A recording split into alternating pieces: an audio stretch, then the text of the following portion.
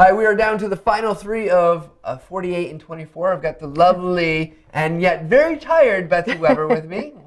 I don't know how lovely at this point. And I'm Matt Pierce, and we've got a very special guest all the way from Scotland. Glasgow. Stewart, welcome to 48 and 24. Thanks a lot. And Stewart, for those who have not had a chance to know of your greatness yet, tell us a little bit about what you do. Yeah. Well, I've been working with Camtasia Studio particularly for probably around about 10 years now. And certainly we do a huge amount of training on the software and also a lot of consulting work too. And some of this work has been very interesting. It's taken us pretty far afield, places like Rome with the United Nations and quite a few others. So we've been pretty busy. And certainly the demands are still ongoing because of the role that video's playing with so much online education now. Absolutely. So Stewart, and one of the things that, and one of the reasons we want to talk to you is because I know you have a vast amount of experience doing training, and you get to see a lot of people who want to use screencasting for their business purposes. Yeah. And I thought what we could talk about is just things that, if you have tips or tricks for people that help them to be successful in getting started and using screencasting effectively for business purposes. Yeah, it's a great question, Matt. And I think one of the things that everyone has to remember is that these days business is still very concerned with return on investment, ROI. So you have to use the software carefully in those areas that are going to make a substantial difference to the company. And some of those areas in particular, obviously a very common one, is sales and marketing. And again, the reason for this is because one of the trends that we've noticed over the past 2 years now is just generally online, people are reading less and less. They tend to read in very small bursts.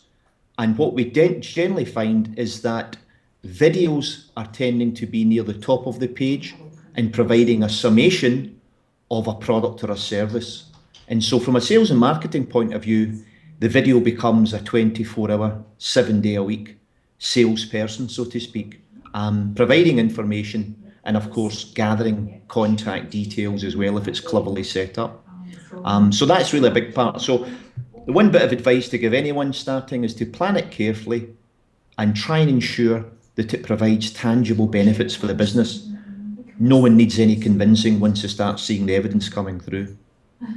So as people, because you do a lot of training, I know you've run classes in London and Glasgow and in Ireland, and of course those are, aside from the private classes, when people come to you, and what are the kind of the first common mistakes you see that they make when they're making their first screencasts? Yeah, I have to be honest and go to a really very fundamental point. And I have been surprised it still exists, but it's really the most basic, the physical dimensions of the video, the width and the height. And so many people still get it badly wrong. The reason we're so paranoid about the width and the height is simply, it goes back to step one, Matt, the ROI, return on investment. When we produce a video, and I'll give you the dimensions, you know them very well yourself. We want to use that video across multiple platforms. So we want to embed it in web pages. We want to have it on 50-inch flat screens at exhibitions.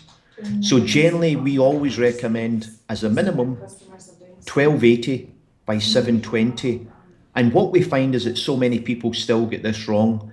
A very simple trick that we teach them at every class is to look at changing the display resolution of their actual laptop or desktop before they begin recording. And most graphics cards, you generally can change the resolution to 1280 720 before you begin recording. And you know, if you do a full screen, you've got it absolutely perfect. That is still the main one. Getting rid of the black bars because obviously the media doesn't match, but making sure you've got the dimensions correct to begin with. And that saves you an awful lot of editing and hassle later on. So, Stuart, I know you mentioned, obviously some of the people that you meet with are doing training type videos. Others are more interested in the marketing side. Do you find that there's a different approach that people should take when making a marketing video versus a tutorial video? Yeah, absolutely. They are totally distinct. And this is something that we go into a huge amount of detail on, Matt. We've actually had psychologists sitting in our classes as well. And you know, it's so interesting when you speak to them and you work with the guys with the videos as well. But typically, for a marketing video, if I start with that, basically the psychologist will tell you as well that if you don't have music, then you're missing a trick, because they call it emotive value. And basically music in any marketing video, it depends on the pace and the style of the music. It actually does affect people's behavior. You're unaware of it. One of my ex-MBA students, he actually has composed tracks and we provide them on our website specifically for that purpose. But the music that you choose, it has to fit the service or the product and also the company.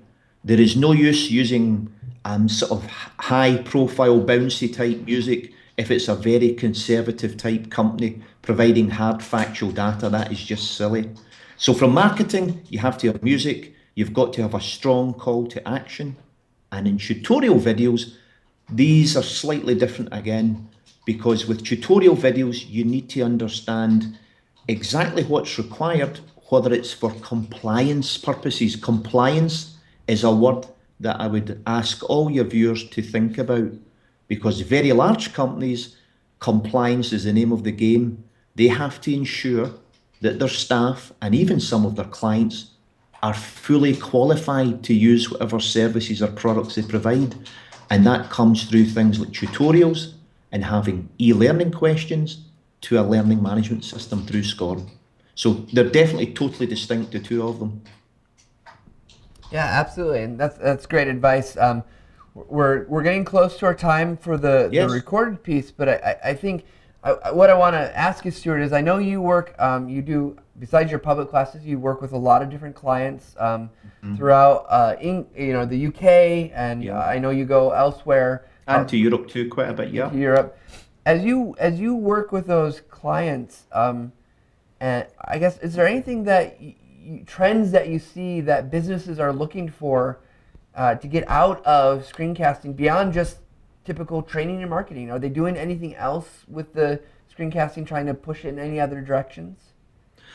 Yeah, I mean, you have probably, in all fairness to you, Matt, you've named certainly some of the most common applications of the marketing and the training. What we're finding as well is, you can either sell, which is the marketing, but there's also the training, and I call it inform. So inform is like in between, where you want to provide information. So the biggest trend goes back to something I mentioned earlier. I did pick up on a line that Steve Jobs, the Apple chief exec, before he sadly passed away, he wrote an article, and I always quote one line from this article, and he actually said that we don't read anymore, we watch. And there's huge truth in that. So the biggest trend that I've seen at the moment, I mentioned this earlier, is that companies more and more are looking to put a video, typically short 30 seconds up to a minute, in the top header section of the website. And it's almost like a pre-taster before someone commits to reading any further on the actual web pages. And that is a trend that I've noticed hugely now, because they're becoming more and more aware of the greater broadband speeds and, of course, the advent of the smartphones that everyone has these days. So generally that is a trend. They're trying to inform their actual viewers or their browsers in a very quick way without committing them to doing a lot of reading initially. I hope that's maybe helpful too. Yeah, absolutely. Well, Stewart, we hope you'll stick around for a couple more minutes and answer some more questions. But be delighted. We're going to wrap up this part of our interview. We're getting close to being able to go home, Betsy. It's getting to the end. So stay with us, because we're going to the end of 48 and 24. We'll be back in just a second. Well.